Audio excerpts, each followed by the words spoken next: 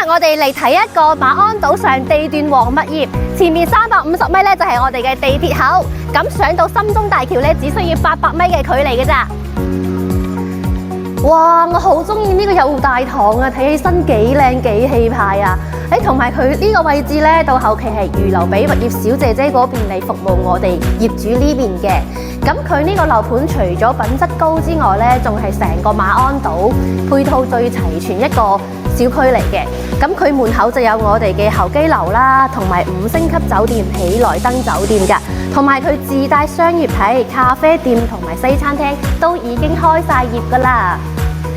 呢個開發商咧係號稱成個馬鞍島上價錢一直屹立不倒嘅項目嚟㗎，咁佢仲係豪裝嘅交標喎。